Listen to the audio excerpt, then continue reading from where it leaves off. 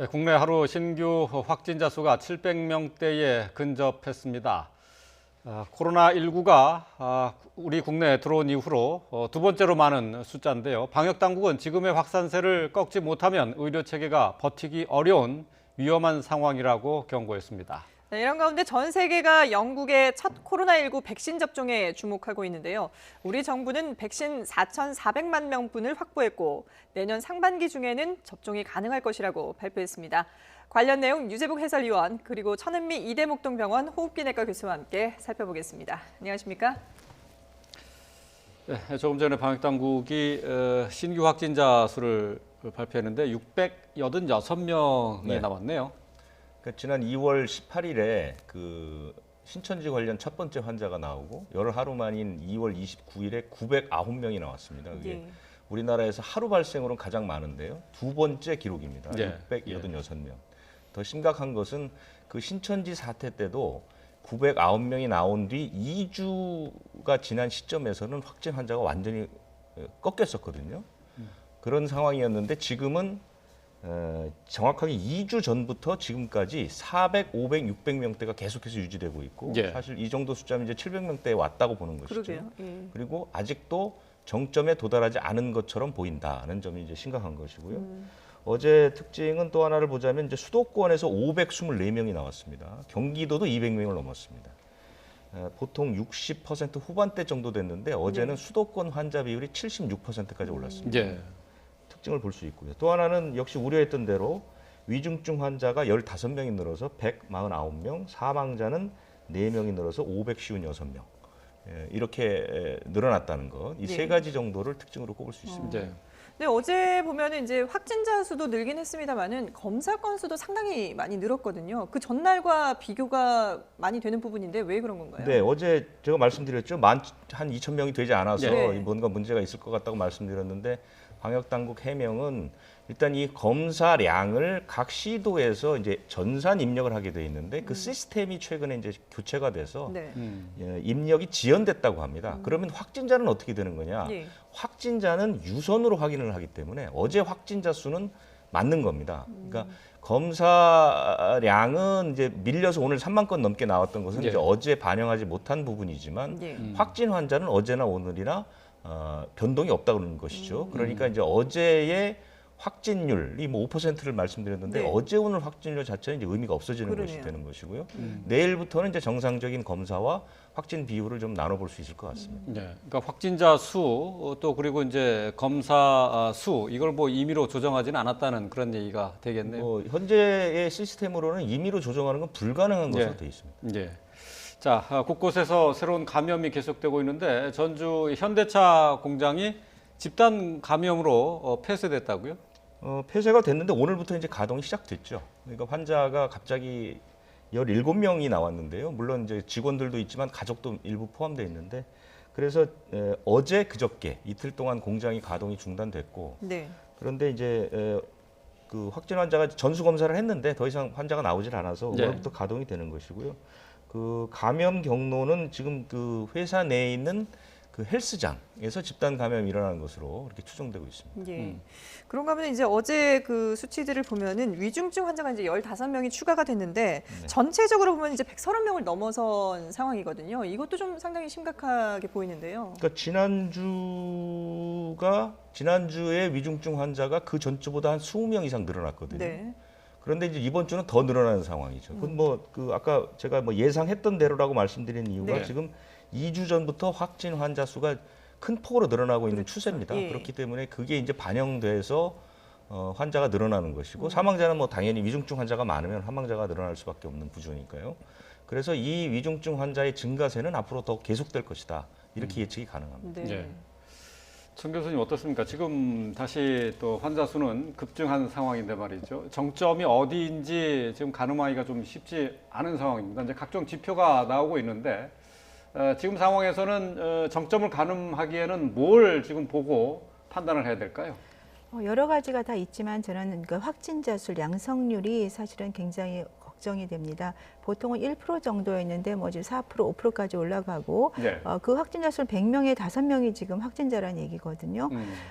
그 말은 우리가 지금 나타나는 숫자는 이렇게 빙산이 있으면 빙산의 꼭대기만 지금 보고 있는 거고 그 밑에 깔려 있는 굉장히 많은 60, 70% 이상의 무증상 경증 감염자는 지금 찾지를 못하고 있습니다. 네. 그 점을 생각하면 지금 확진자 수가 올라가는 건 당연하고요. 거기에 위중증상자가 느는 거는 평행으로 올라가는 거라고 말씀을 드렸어요. 그래서 네. 아마 정부 당국에서는 이 확진자 수를 초기에는 뭐 젊은 층에서 발생하니까 예. 괜찮을 거라고 생각하셨지만 젊은 층이 결국은 노령층을 감염을 시키기 때문에 네, 지금 상태에서는 아마 병상 부족이나 여러 가지 의료 체계 문제가 곧 생길 거라고 생각합니다. 네, 지금 저 화면에는 양성률을 지금 말씀하신 양성률을 보여드리고 있는데 지금 이제 어제 같은 경우는 이제 검사 수가 많다 보니까 양성률이 떨어졌어요. 그 전에는 이제 4.97까지 올라가는데 말이죠.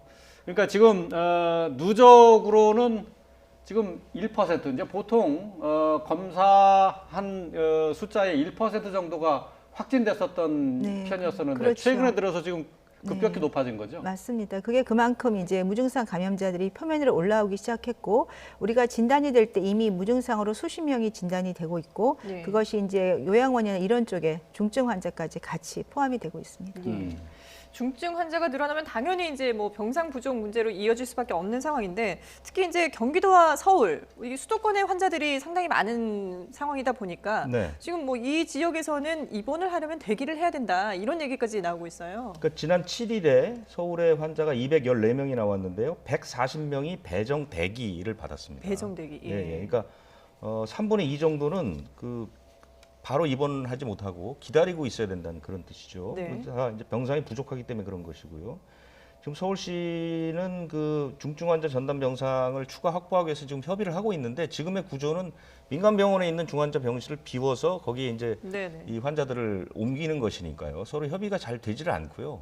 생각했던 것만큼 그 병상이 자꾸 늘어나지는 않는 편입니다. 그런데 네. 환자는 계속해서 늘고 있고 네. 상당히 문제가 되는 것이고요. 경기도는 좀 더 심각한데요. 지난 8일에 157명이 환자인데 139명이 자택 대기. 그러니까 실제로 병원에 간 사람은 10명 정도밖에 되지 않는다는 것이고 네.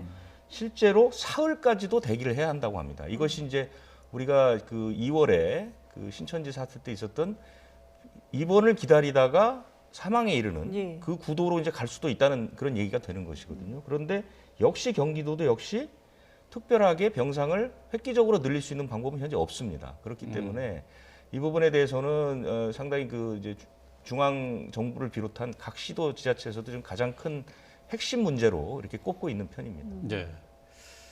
뭐 결국 이제 환자가 급격하게 늘어나면서 자택 대기하는 환자들도 생기고 있는데요. 지금 사실 문제는 뭐 증상이 그렇게 심하지 않은 일반 환자보다는 중증 환자 문제 아니겠습니까? 이제 위중증 환자를 치료하기엔 병상 이거는 쉽게 확보하기가 뭐 하루아침에 되기는 좀 쉽지 않죠.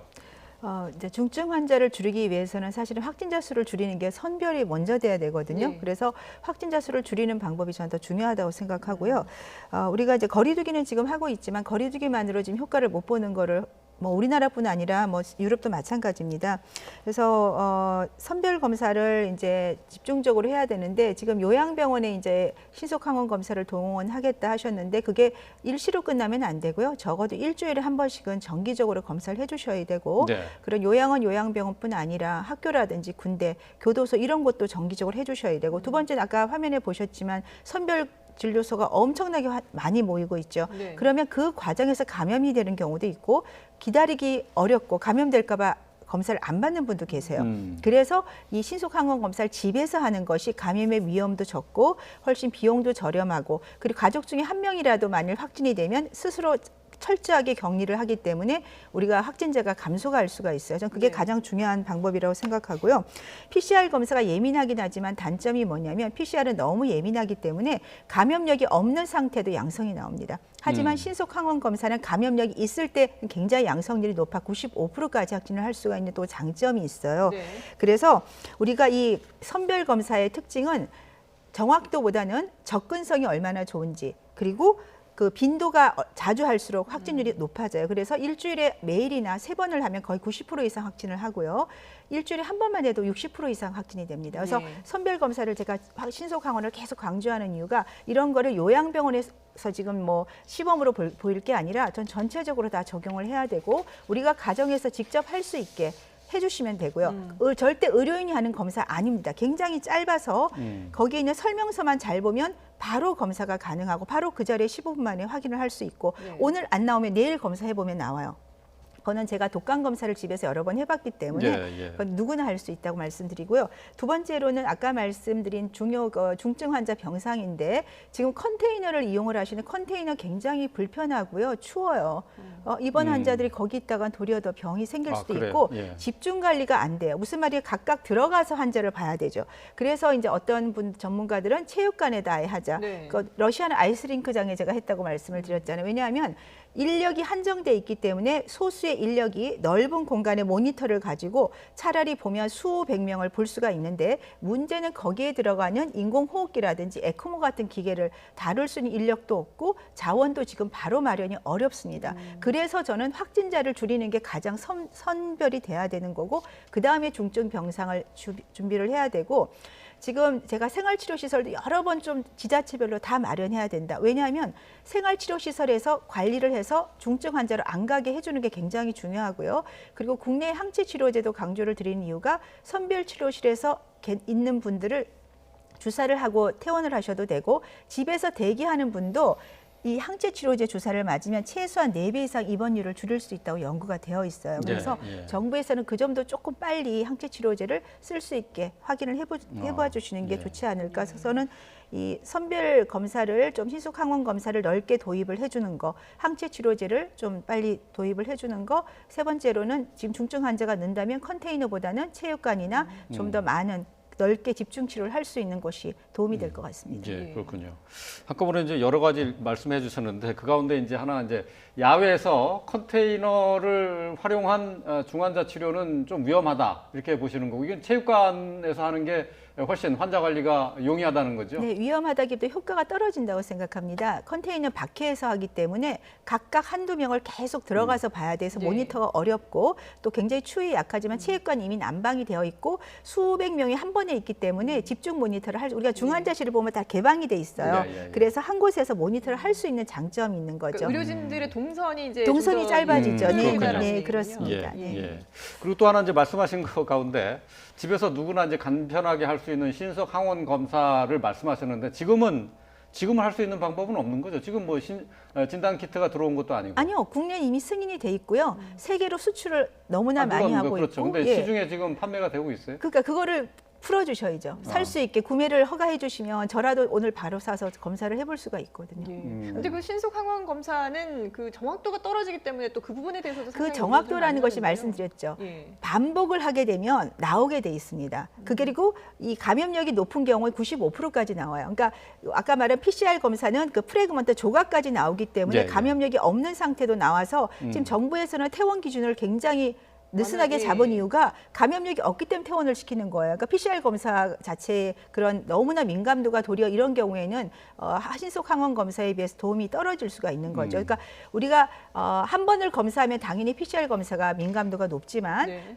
반복, 일주일에 한 번씩만 반복하면 사실은 PCR 검사보다 훨씬 유용성이 있다는 지금 연구들이 나오고 있고 그래서 영국이나 슬로바키아나 캐나다 같은 경우도 지금 적용을 하고 있습니다. 네, 정확성이 높다는 부분에서 반복하면은 정확도가 높아진다는 것은 어떤 얘기입니까? 그러니까 그 위양성이 자주 나온다고 얘기를 들었거든요. 그렇다면은 계속해서 반복해서 보면은 이 확률적으로 정확도를 높일 수 있다는 건가요? 위양성이 이게 얼마가 나오냐면요. 0.3% 정도 나오거든요. 99.7%의 그 특이도가 있습니다. 네. 그런데 이게 빈도가 낮은 경우, 지금처럼 이제 뭐 1% 미만일 때는 위양성이 나올 확률이 있지만 지금처럼 5% 되고 10만 명 중에 20명이 나오는 경우는 훨씬 효과적이라고 되어 있어요. 그러니까 지금 우리는 이상 5% 가까이 육박을 했기 때문에 이 검사를 하게 되면 위양성률이 줄어들게 되고 0.3% 때문에 위양성이 만일 나오면 PCR 검사를 확인을 해보시면 되거든요. 그런데 PCR 검사를 다 할 수가 없기 때문에 지금 같은 선별 검사에는 신속 항원 검사가 더 도움이 된다고 말씀을 드릴 수가 있습니다. 그렇군요. 예. 네. 전문가별로 조금씩 네, 차이가 있을 효과에 겁니다. 대해서는 설명하는 부분, 분석하는 부분이 조금씩 좀 다른 게 좀 있습니다. 이 네네. 부분은 이제 방역 당국에서 좀 더 검토를 하고 고민을 해봐야 되겠죠. 예. 예, 자, 지금 수도권을 중심으로 코로나19 상황이 심상치가 않다 보니 정세균 총리가 수도권 특별 상황실 설치를 지시를 했습니다. 직접 들어보시죠. 전체 국민의 절반 이상이 밀집해 있는 수도권이 무너지면 대한민국 방역 시스템이 회복 불가능한 상황에 직면할 수도 있습니다. 당분간 수도권 방역 상황에 대한 특별한 관리와 대응이 필요합니다. 지금의 확산세를 반전시키지 못한다면 대구 경북에서의 위기보다 훨씬 더 심각한 상황에 처할 수 있습니다. 중차대한 시기임을 유념하시고 수도권 공직자들은 비장한 각오로 방역에 나서 주시기 바랍니다. 수도권이 무너지면 대한민국 방역 시스템이 회복 불가능한 상황에 직면할 수 있다라는 얘기까지 했는데 그러다 네. 보니까 지금 이제 수도권의 확산세를 막기 위해서 이 특별 상황실을 설치를 하겠다고 하거든요. 이 어떤 역할을 하는 건가요? 특별 상황실이라는 게 아직까지 총리가 개략적으로 얘기를 한 것이고요. 예. 그래서 특별히 그 자세한 내용이 나와 있는 것은 아닙니다만은 아무래도 이제 수도권이라는 게 서울 경기를 중심으로 인천은 뭐 조금 적긴 하지만 서울 경기를 중심으로 해서 전체 환자의 거의 70%가 나오니까요. 네. 그래서 아마 그 특별 상황실을 중심으로 해서 지금까지 방역 당국이 주저주저 했던 여러 가지 조치들이 나올 것 같습니다. 네. 서울시가 어제 발표한 게 이제 있는데요. 네. 서울시가 어제 발표한 것이 3가지 정도가 좀 큰 그 조치가 나왔는데 첫 번째는 서울 시민은 앞으로 검사를 원하는 사람은 누구나 무료로 검사를 받을 수 있게 됐습니다. 지금까지는 뭐 일주일에 1,000명 정도를 예약을 받아서 네네, 이제 검사를 그렇죠. 해줬는데 앞으로는 그 시립병원이라는 게 있습니다. 서울 시립병원. 예, 예, 서울에 예. 7개가 있는데요. 여기를 방문하면 사전 예약 없이 누구나 무료로 검사를 받게 하겠다 하는 네. 게 이제 서울시의 대책이고요. 선별 진료소로 가면 안 되겠군요. 그러니까. 그렇습니다. 이게 시립병원에서만 가능한 예. 것이죠. 그러니까 이게 이제 제가 봤을 때는 굉장히 큰 조치고요. 또 하나는 그 선별 진료소 운영 시간을 좀 늦췄다는 것. 평일에는 이제 9시까지, 주말에도 6시까지 하겠다는 것이고, 그리고 이제 인천공항이나 옛날 잠실 운동장에 그 드라이브 스루 그 진료소라는 게 들어왔었잖아요. 네. 그게 이제 환자가 별로 없을 때는 이제 없어졌다가 다시 만들기로 한 겁니다. 그래서 서울시에는 이제 다시 하기로 한 것이고요. 그다음에 아까 천 교수님이 말씀하신 것처럼 PCR 외의 검사를 이번 주부터 하겠다는 거죠. 서울시는 우선 그 타액 진단 검사법이라는 게 있다고 그러지 않습니까? 예. 이것은 이번 주부터 요양시설하고 정신재활시설 이곳을 중심으로 해서 이번 주부터 하겠다는 것이고요. 그다음에 다음 주부터는 그 요양병원과 정신병원의 선제 검사에 한해서 이 신속 항원 검사를 하겠다, 시범적으로 해보겠다 이렇게 이제 서울시가 발표를 한 것이죠. 그러니까 서울 수도권의 이 확진 환자의 증가세가 워낙 무섭다 보니 이제 방역 대책이 지금까지 하지 않았던 조치들을 일단 서울 쪽에 집중적으로 시행을 하는 이런 방식으로 추진하고 있다 이렇게 볼 수 있겠습니다. 네. 뭐 상황이 지금 급박하기 때문에 진단 검사를 늘리는 게 상당히 큰 유용성이 좀 있을 것 같은데 말이죠. 그런데 어쨌든 이제 산발적으로 지금 서울 수도권에서는 집단 감염이 계속해서 일어나고 있어요. 파고다 타운 집단 감염의 경우는 벌써 확진자가 160명을 넘어섰는데 말이죠. 지금 이런 경우 같은 경우는 어떤 것이 문제가 지적을 할 수 있을까요? 네, 이제 그 파고다 공원 그 공연을 하는 공연자에서 이제 N차 감염이 된 거죠. 뭐 노래 교실로 퍼지고 또 연세가 많은 분들이 이제 가족 지인 감염을 통해서 이렇게 많이 나오는 겁니다. 네. 그래서 이제 이런 검사를 제가 계속 강조를 드리는 거고 하나 보충을 하자면 CDC 가이드라인에 보면 어떻게 나오냐면 증상이 있는 경우는 신속 항원 검사가 양성이면 그 환자는 거의 양성입니다. 그런데 무증상 환자를 가릴 때 신속 항원 검사가 양성이 나오면 PCR로 확진을 하게 되어 있어요. 그러니까 지금 제가 말씀드리는 거는 신속 항원이 PCR 대체하는 게 아닙니다. 신속 항원과 선별 스크린을 해서 양성이 나오면 무증상자도 PCR로 확진을 하면 되죠. 그렇게 해서 명확히 하시면 되기 때문에 지금 약간의 논란에 있는 거는 제가 이래서 CDC 가이드라인까지 말씀을 드리는 거고요. 예. 그래서 지금 이런 경우도 여기 여러 분들이 계셨는데 이거를 찾아가고 있잖아요. 지금 네. 나오면 따라가고. 만일에 선별을 하게 되면 그 많은 분들을 본인 키트만 나눠주면 스스로 검사가 가능해요. 그러면 거기서 본인이 양성이 나오면 PCR 검사를 가서 받을 수가 있는 거죠. 그리고 아까 우리 말씀하셨는데 그 시립병원에 이제 선별 검사를 무조건 할 수 있겠다 얘기를 하셔서 제가 이건 개인적으로 말씀을 드리는 겁니다. 지금 사실은 시립병원이 몇 개 있는데 거기에 의료 인력은 딱 정해져 있어요. 예. 그분들한테 지금 검사를 계속 지금 1월부터 2월부터 검사를 하고 있는데 재정 지원이나 인력 지원이 지금 꼭 필요해요. 근데 그것이 없이 지금 무조건 하라고 했기 때문에 굉장히 지금 어려움이 있습니다. 그래서 제가 직접 그거는 들은 얘기고 저희가 예. 아는 분이기 때문에 정부에서 이렇게 검사를 확진을 널릴 때는 분명한 지원을 해주셔야 감당을 할 수가 있다고 좀 부탁을 드리겠습니다. 예. 그렇군요. 시립병원에서 지금 뭐 증상이 없는 사람들이 원하는 경우 네, 뭐 받을 수 있게 진단 검사를 받을 수 있게 해 줬는데 네. 사실 현장에는 지금 뭐 재정적인 지원이나 인력 지원이 지금 없는 상태라는 말씀이시죠? 그렇죠. 거기 이제 검체를 의사가 하라고 하는데 의사를 거기서 뽑아주셔야 되는데 그러한 재정 인력 지원이 지금 아직은 밑받침이 안 되고 있는 것 같기 때문에 이 자리를 빌어서 조금 그런 걸 보충을 한 다음에 검사를 시행을 해야 되지 않을까 예. 생각합니다. 예. 그리고 아까 잠시 전에 이제 신속 항원 검사에 대해서 보충적으로 이제 설명을 해주셨는데 네. 지금 일단 이번 주에 시범적으로 신속 항원 검사를 실시하는 것으로 돼 있어요. 그러니까 PCR 검사의 보조적인 수단으로 사용한다는 말씀이시죠? 그렇습니다. 네네. 말씀드린 증상이 있는 경우에는 신속 항원 검사가 양성이면 CDC도 그냥 이분은 양성으로 판단을 할 수가 있는데 무증상자에서 양성이 나오면 그거는 PCR 검사로 확인을 하면 된다. 이런 식으로 돼 있기 때문에 저도 그렇게 말씀을 드리는 거고 PCR 검사를 뭐 1,000명, 2,000명을 할 수는 없지만 신속 예. 항원 검사는 1,000명 한 15분, 1시간이 안 걸려요. 거기서 양성 나오는 분들에 대해서 PCR 검사를 하면 확진을 할 수 있습니다. 예, 예. 알겠습니다. 자, 이번에는 백신 얘기를 좀 해보겠습니다. 방역 당국이 코로나19 백신 접종 준비 과정에 속도를 내고 있다라고 밝혔는데요. 고위험군에 대한 접종은 내년 상반기에는 시작할 수도 있다라고 얘기했습니다. 권준욱 부본부장의 얘기 들어보시죠. 3, 4분기, 4, 4분기에 시작하겠다는 것이 아니고 주요한 고위험 집단은 3, 4분기, 4, 4분기 훨씬 이전에 접종이 완료되어야 한다는 그런 의지의 표현이었었습니다. 백신의 효능도 나타나는 수치 자체가 매우 높고 또 안전성에 대한 부분과 관련해서도 상당히 안전성이 높다는 것이 지금 근거 자료로서 투명하게 공개되고 있는 상황입니다.